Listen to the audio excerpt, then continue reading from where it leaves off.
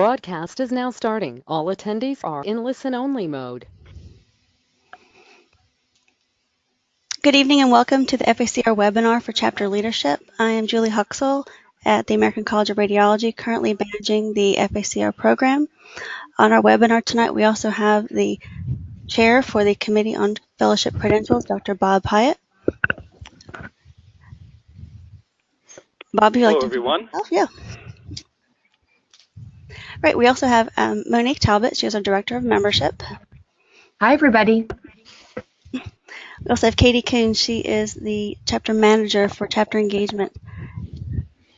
Good evening, everyone. As Julie mentioned, I am the Manager of Chapter and Member Engagement. I am looking forward to tonight's presentation. I will be on the line to assist with any chapter-related questions. I just want to make a friendly reminder to all those in attendance that to please remember to keep your chapter rosters up to date with the chapters team so that we can be informed of your updates to your chapter leadership, fellowship chairs, and members to ensure that your experience with this process is seamless. And I'd also like to note that this session will be recorded and shared with all chapters later this week. Thank you. Okay, well, we look forward to working with you guys tonight and getting your questions answered and giving you a bunch of information to help you do this FACR process well. And we're going to call this the Pathway to ACR Fellowship. I serve on the Board of Chancellors, chairing the General Small Emergency and Rural Practice Commission. Next slide, please. Our committee is comprised of a diverse set of members of the college. We have Mark Adams and Catherine Everett, who are diagnostic radiologists, along with Kathleen Ward. We also have interventional radiology represented with Zeke Silva. We have radiation oncology represented with Bill Small from Chicago area. And we have physics represented by Tony Seibert from the West Coast. Next slide. Yes, thank you. So the Fellow of the American College of Radiology is one of the highest honors a member can obtain, a member in good standing. ACR Fellows demonstrate a history of service to the college in organized medicine, teaching, and/or research. Over the years, about 10% of college members have been awarded this honor.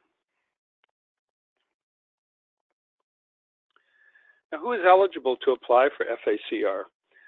So fellow applicants must be a member in good standing with at least 10 years of consecutive ACR membership. The 10 years of membership may occur before a gap in active paid membership if the member temporarily lapses in dues. Additional years of membership before or after a lapse in membership will be added to the total years of membership. I'll give you an example of this in a second. The ACR recognizes that lapses may occur, and they do offer a one-time opportunity to buy back 1 year of lapsed membership. So, for example, say you need 10 years of consecutive membership. Perhaps you've been a member for 5 years and had a gap of 1 year. Maybe you were moving in a new location and forgot to renew your membership for that year, and then you became a member again for 4 or 5 more years. You can buy back that 1 year gap in between so that you will achieve the minimum 10 years of consecutive ACR membership. We allow that for just a 1 year of lapsed membership. Next slide, please. Thank you, Dr. Pyatt. Now, take this opportunity to remind our attendees that there is an opportunity to post questions. If you would like to post them there, we can take them up at the end of our webinar. Thank you. Okay, now the application has a number of categories.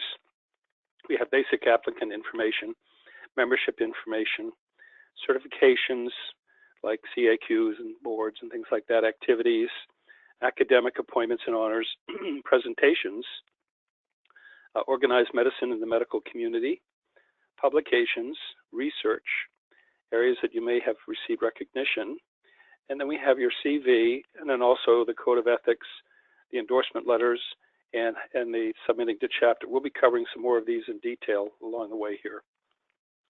Next slide, please.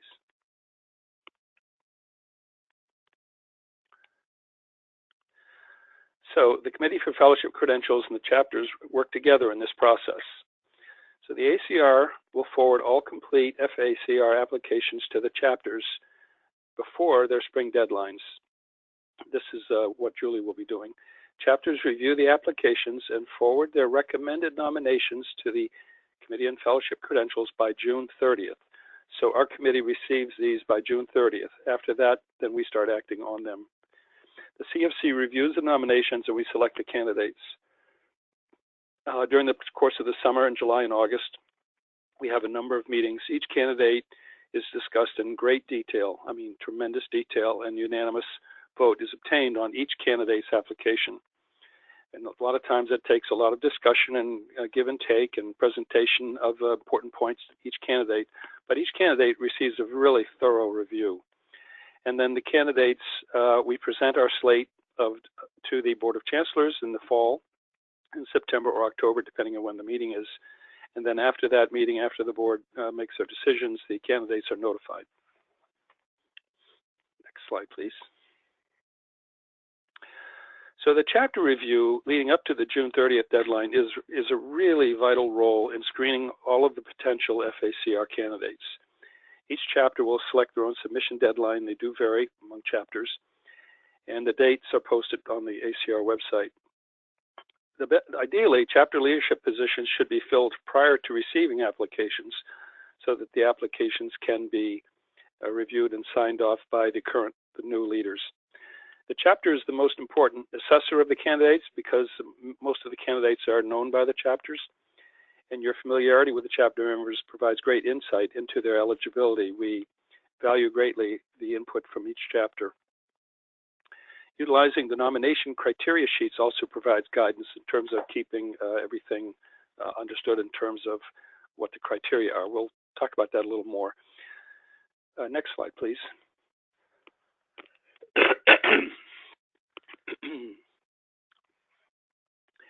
So here's a question from Julie. Do you know your chapter's deadline for receiving FACR applications? If you can please choose one of the two and we'll get a poll of the audience here.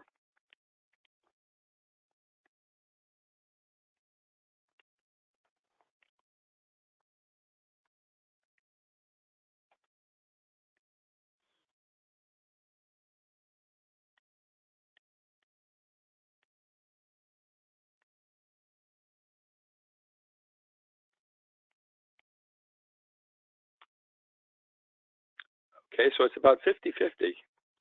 Okay, do you know how many total votes we had, Julie? We had 77% of our attendees responding. Okay. So I would say. All right.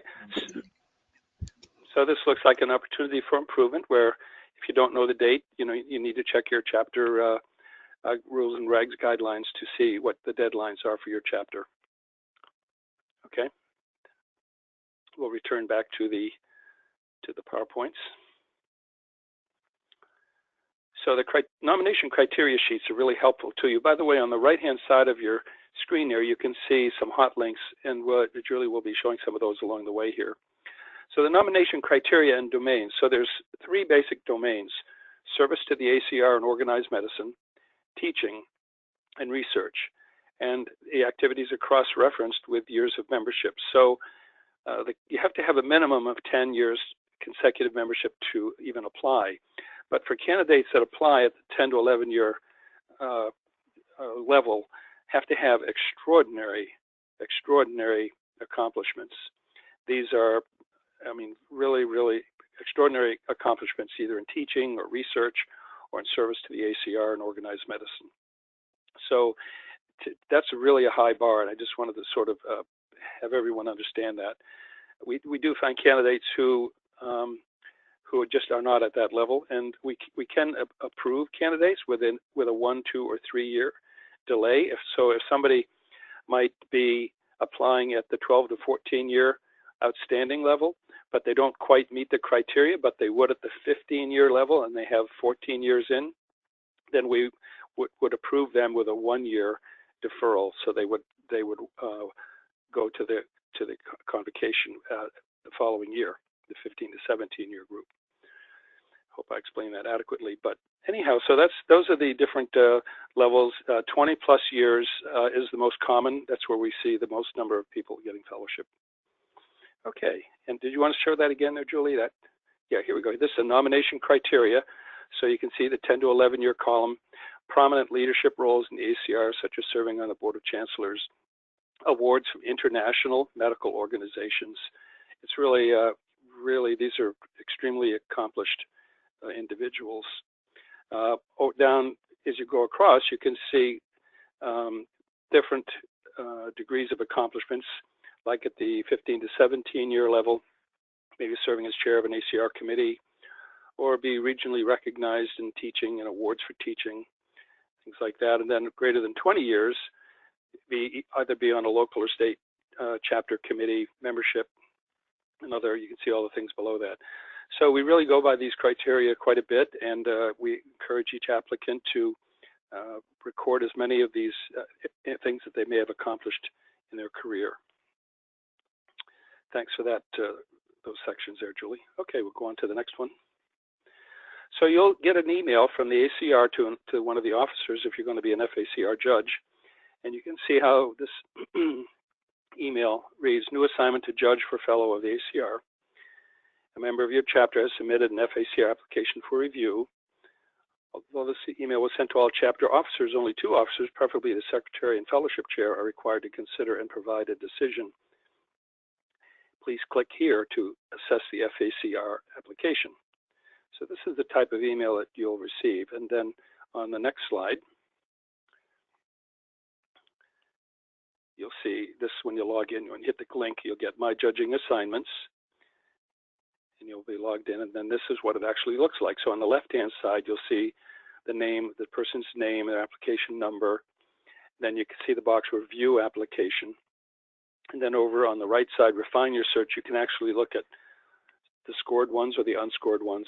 Sometimes you can't get them all done at the same time. You might get 1 or 2 done and then come back. It does take a while to go through all of the material. There's quite a bit of information for each candidate. That's how it looks. Okay, and then the chapter then makes their decision. You have 3 options. You can either approve as a chapter nominee, you can concur with fellows, or you can not approve. But this is what one of the screens will look like here.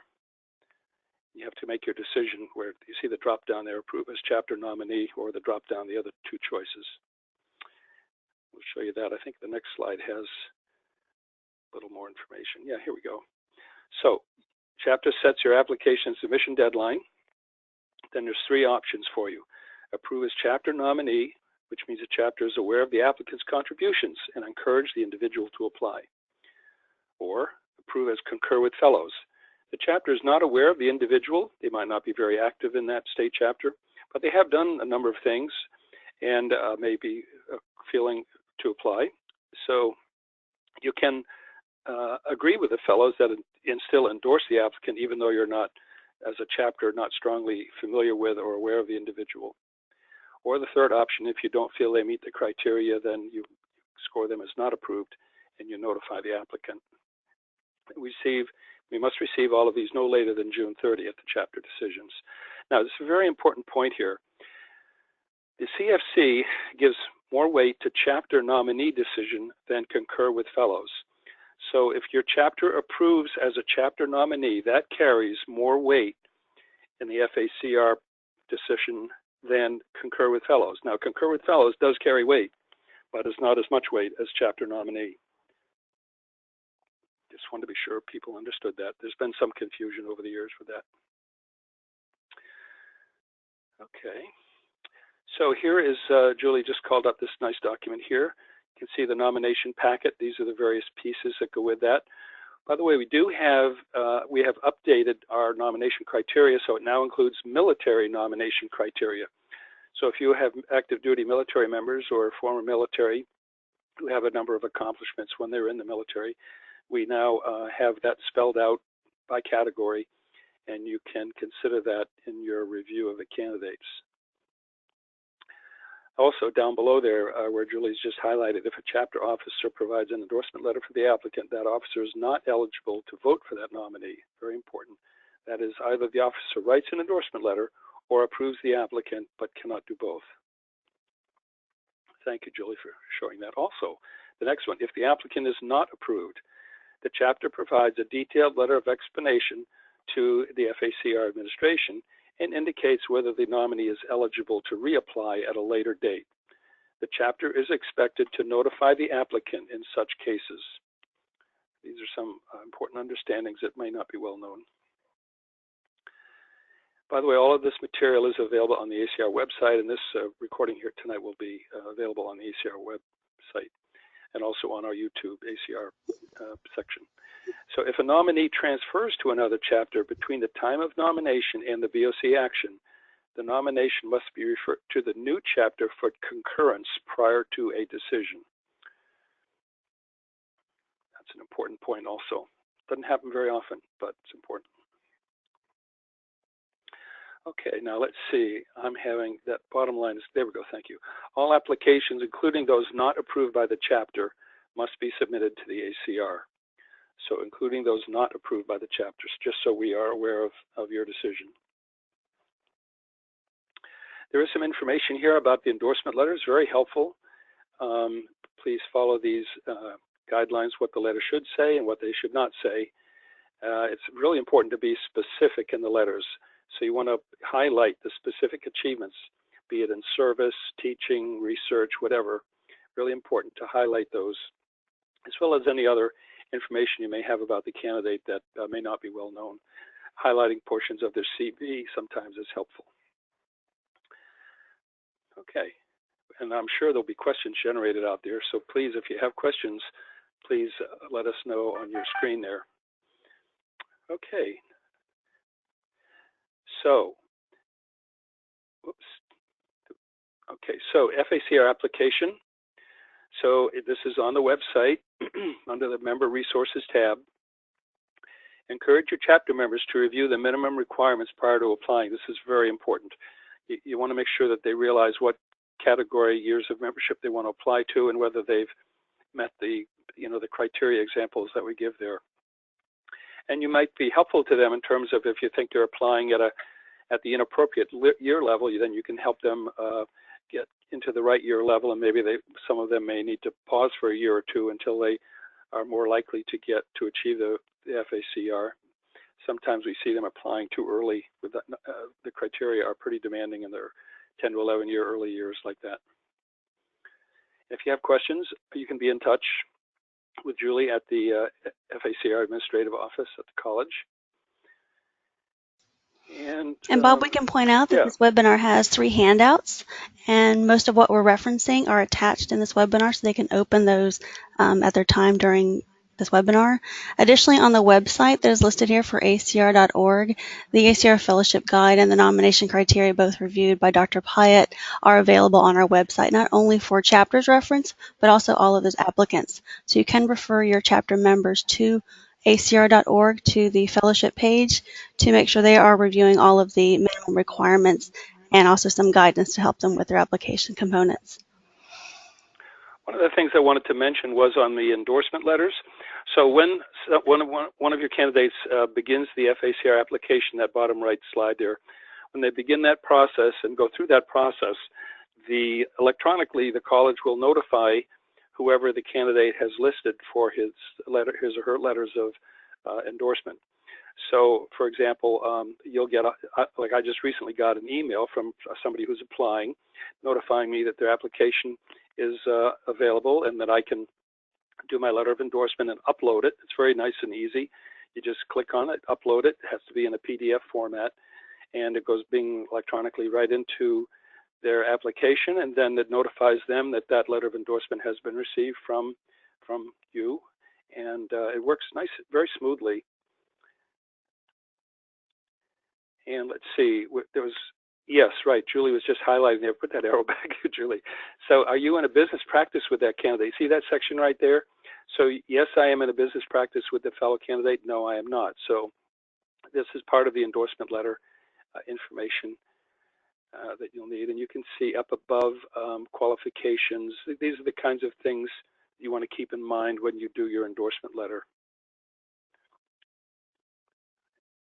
Yep, okay. Again, if you have questions, let us know, raise your hand there. So encourage your chapter members to volunteer for leadership positions, help them serve on chapter committees if they have interest.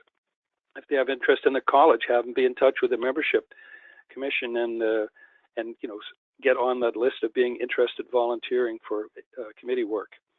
Also, other things that help in the FACR process are publishing in peer-reviewed journals. That's important. We discuss that. The committee discusses these things. Teach a course. That definitely counts. The more you teach, the better. We have some candidates who, it's unbelievable how many courses they've taught, not just in the United States, but around the world. Incredible. There's a lot of really hardworking radiologists, radiation oncologists, physicists, IRADs out there doing good work. Presenting at regional conferences, that's another piece. Please be sure, encourage your members to keep their CVs current. Capture all of those things that they've done, keep them current.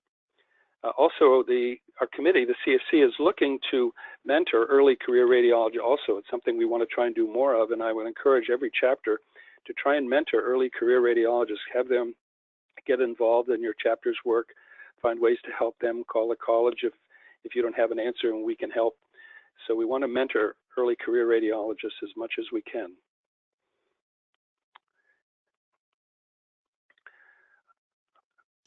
See, Bob, I'm going to have us move back to the FACR review by chapter. We have a question that asks, what would you say that the FACR review and decision is a science or an art of assessment? Right. Maybe this is the question if it's more subjective or objective, given the rubric that we have for the nomination criteria. Right. So there's so many elements to a candidate's application. When we went earlier in the program, we had a list of, oh my gosh, I can't remember how many it is. It's probably 10 different sections of, their CV, their teaching, their research, their service. There's many, many aspects of this that we consider, as well as the chapter scoring as nominee or concur with fellows. But there are many, many sections that are considered. So we don't have a specific point total in terms of if you're talking about being scientific, like, there's so many points for this section, so many points for that section. But we do rely a great deal on the nomination criteria and what the chapters say in terms of your review of the candidates. So I would say those are the most important things. We refer to the nomination criteria a lot. So there's many examples on that criteria. So it is very scientific in that sense. Yeah, Julie, if you can put up the nomination criteria, that would be, yeah. So this is really, really helpful. So in order to get the FACR at the 10 to 11 year level, we really follow that vertical column there and those things. And if people don't achieve those things, then they just don't qualify at that level. Now they may qualify, at a different column, and we could approve them at a 2-year or 3-year deferral, and they would be approved and they would receive the FACR. But we do follow these examples a lot. So I would ask everyone to please be familiar with this and refer your candidates to these nomination criteria. So there is a lot of solid science, so to speak, basis on how we make our decision. Dr. Pyatt, there was some interest in reviewing the current application, given that has been new for last year and all the different components within it. So if we had just a few minutes, we can click each of these. This is a test applicant, and we can have our chapter officers review the current sections of an application so they can see it from the perspective of the current application. So the items that were listed in your slide before, I believe there are 13 different components. It begins with application information and gives you an idea of what is visible within each section.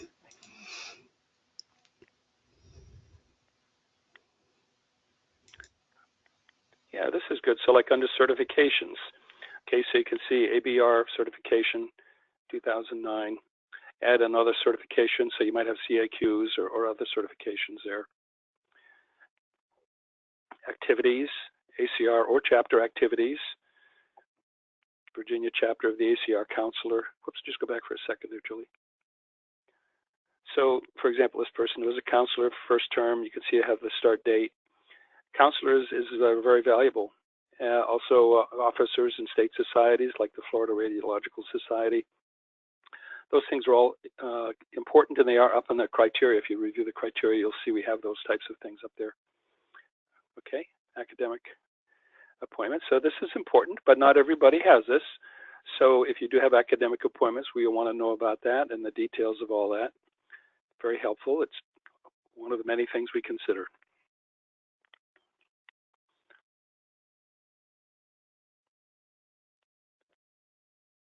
Presentations. So some people have a small number of presentations, some have none, some have many. Again, all of these things collectively give us the big picture about the candidate. But if you have had presentations, please be sure to include those in your CV during your career. Those are important to keep track of. Some of you may have had an RSNA presentation or something like that. Just, capture those in your CV. Organized medicine in the medical community. This is another important area that we look at. Some members are very active in their county medical society or in the AMA or in all other medical societies. There are so many.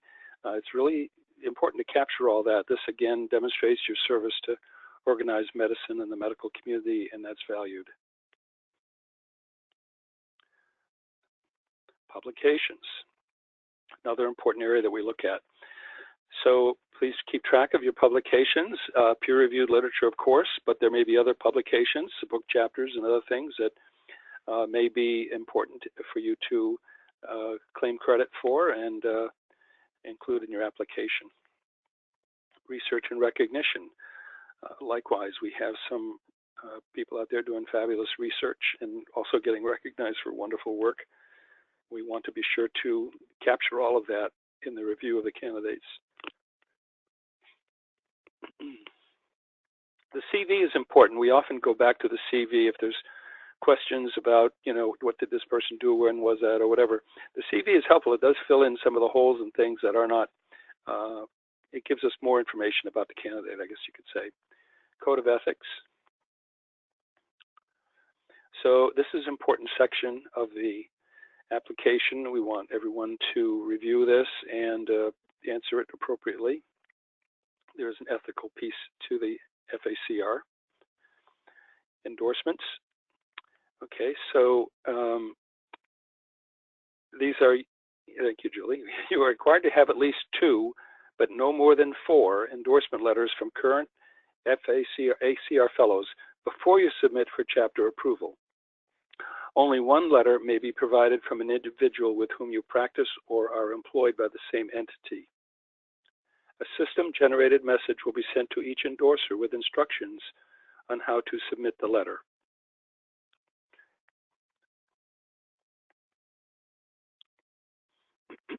And then submitting to the chapter. This is the last bullet point here.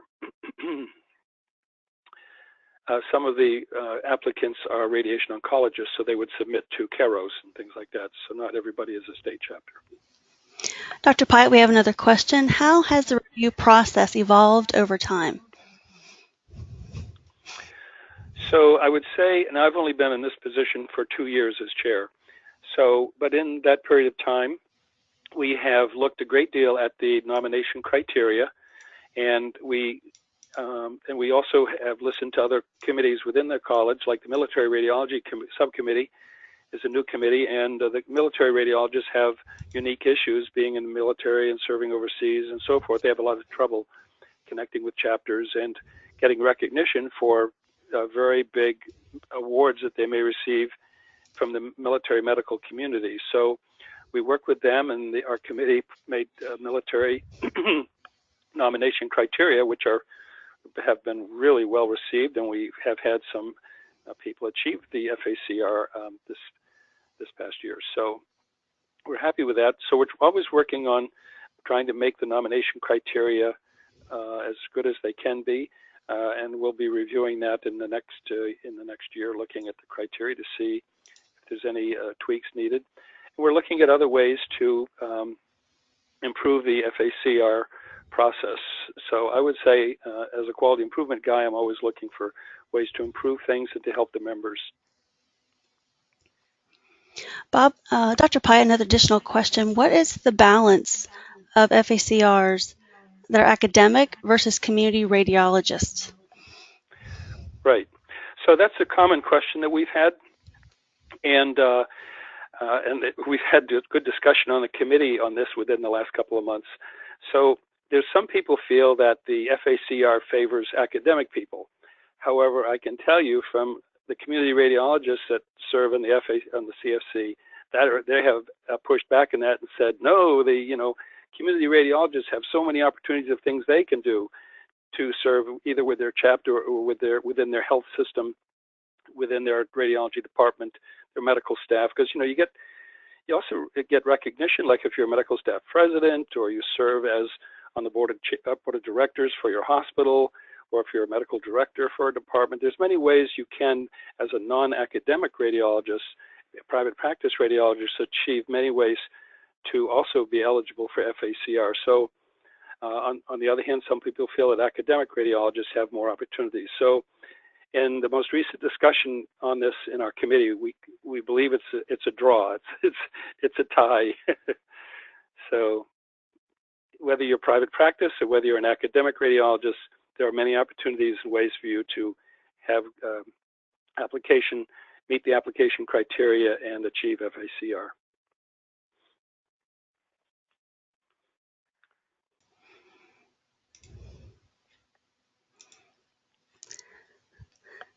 So we don't have any further questions at this time, Dr. Pyatt. I'll use this opportunity to make our chapter officers aware that their deadlines are posted on the ACR website.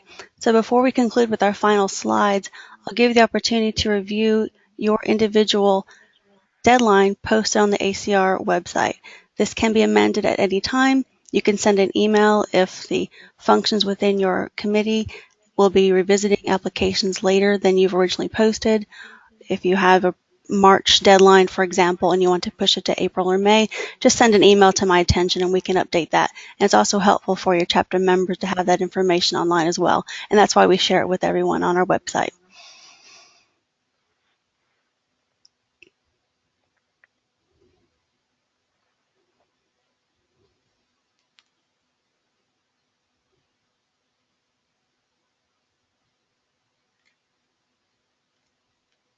That's very helpful showing that, Julie. Thank you for doing that. You're welcome.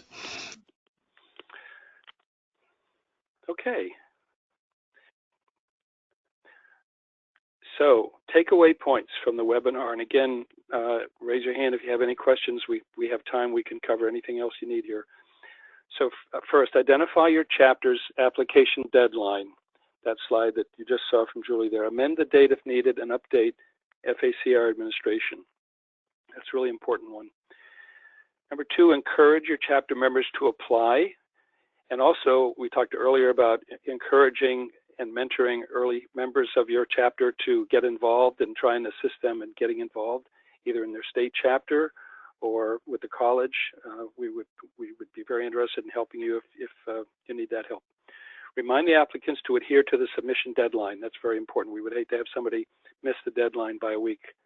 So be sure you get that date out there and get it well known.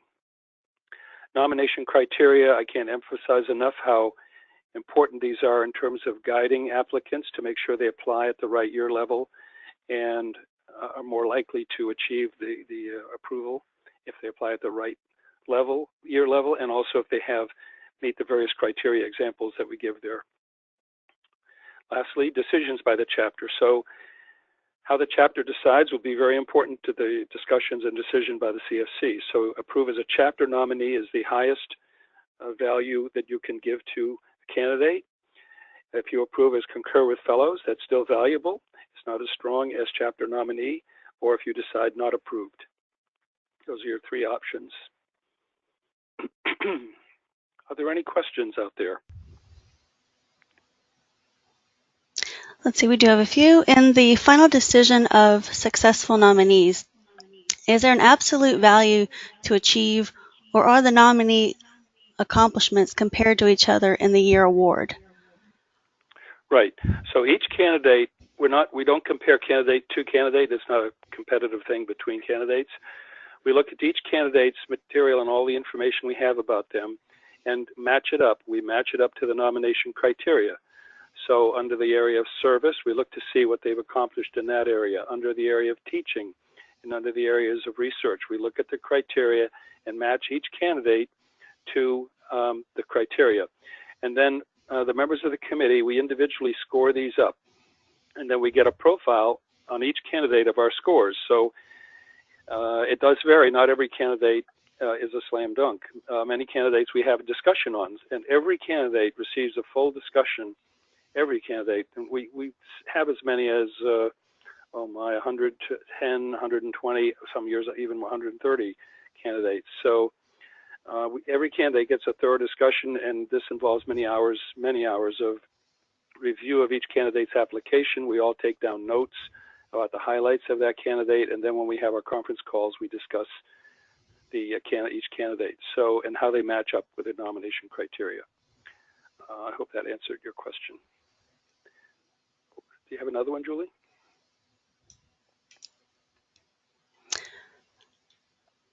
Compared to surgery and cardiology, how would you compare that radiology is perhaps difficult to attain the fellow position?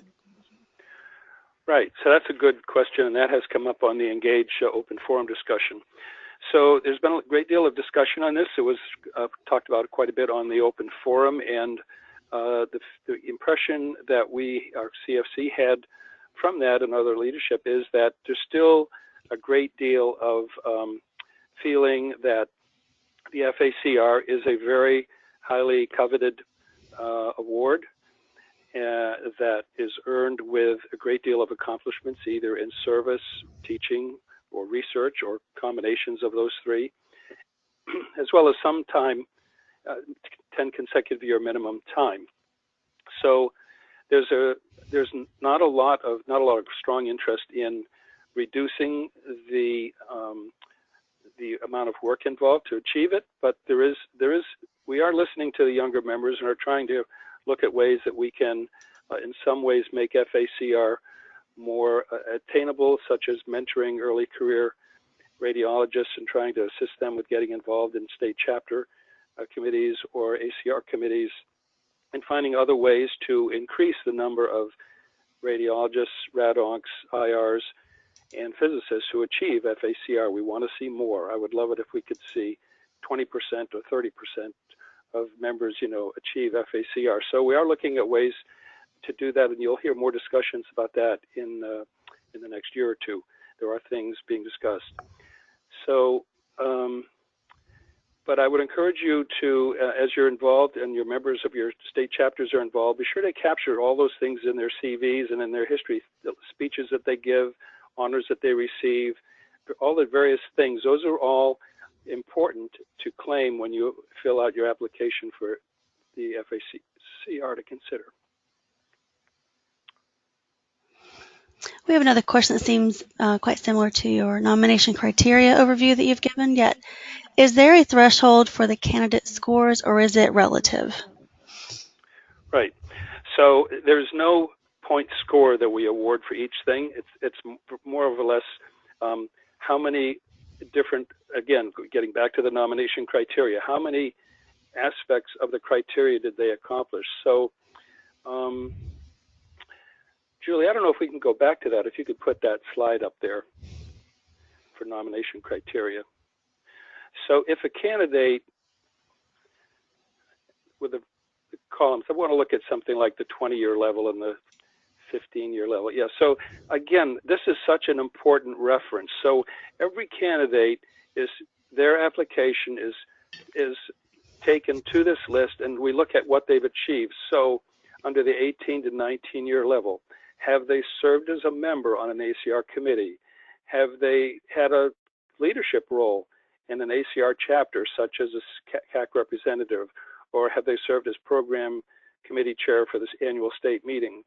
Or have they had other leadership roles regionally or locally, as well as other medical organizations like County Medical Society officer roles, or serving in their state AMA chapter, things like that. So these are the kind of things that we look to see are in the candidate's application. And of course, we get down through the other columns too, be it in teaching or in research, but you can see what that is. And then the military, we have their own additional criteria if you are a former military or current military person. you get recognized for that. So now there's no point score to each of these, but the more that you achieve the various examples in here, then the greater the likelihood is of getting approved for FACR. And then the most common group that we have is the last column on the right, 20 or more years, where you have served, and many people who have been in practice for 20 or more years meet many of these criteria.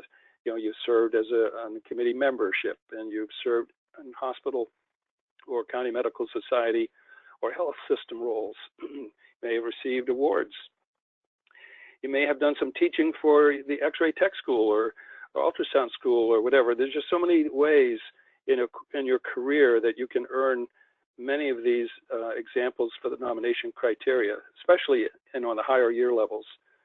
So although we don't give any particular point score, it's more of an overall feeling about the candidate, you know, and have they achieved enough of these criteria to receive the award. I guess that's how I would answer that. Thank you, Dr. Pyatt. There's an additional question. Is there anything ethical or behavior transgression that would, in spite of a very strong application, disqualify an FACR applicant? Right. So there is definitely an ethical piece to that, and that was one of the points that Julie had earlier. Yes. Oh, beautiful. Thank you, Julie. So we have the variety of important questions here. You know, as you go down the left-hand side of that screen there, have you ever been convicted of a felony or misdemeanor? You know, or have you been denied clinical privileges? Or have you had disciplinary action taken against your license? These are things that are important for you to report, and also for the committee considers and reviews. So there's definitely part of this honor is an ethical piece, and we do seriously look at all of these issues as well. And that was a good question. Thank you, whoever asked that. It doesn't happen too often, but every once in a while an issue comes up like this where there's ethical issues of significance.